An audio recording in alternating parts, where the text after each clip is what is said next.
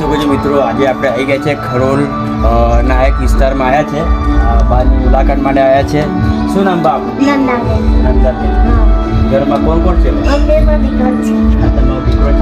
છોકરી મારી ગઈ પપ્પે મને જઈ શકો છોકરી એવી જ હતી. એ તમારો ઘેર છે? નહીં મારી ગયા ના છોકરો એ મન બુદ્ધિ નો રહે. એવું છે. હા તે લઈને રોકડે જાઉં આવડા એટલે કોઈ કમાવરો કોઈ નહીં.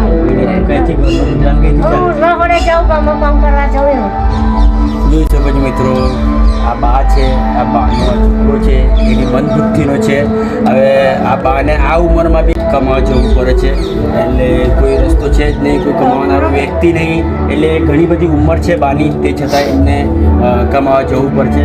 બા મને છે ને એજાજભાઈએ છે ને મેસેજ કર્યો, તો હું તમારા માટે અનાજની કીટ લઈને આવી છે. હા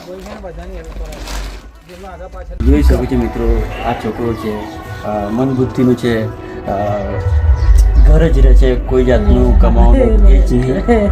તમે જોઈ શકો છો કેવી હાલતમાં છે. એટલે બાને આ ઉંમરમાં બી કમાવા જવું પડે છે મિત્રો.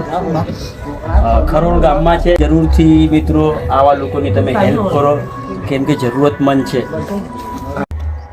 આવા ઘણા બધા નિરાધાર વ્યક્તિ તમારી આસપાસ બી હશે, જરૂરથી તમે એમની હેલ્પ કરો. અગર ના થાય તો મને મેસેજ કરો, હું આવી જઈશ ઇન્શાલ્લાહ. મારાથી જે પણ થશે એ હું કરીશ.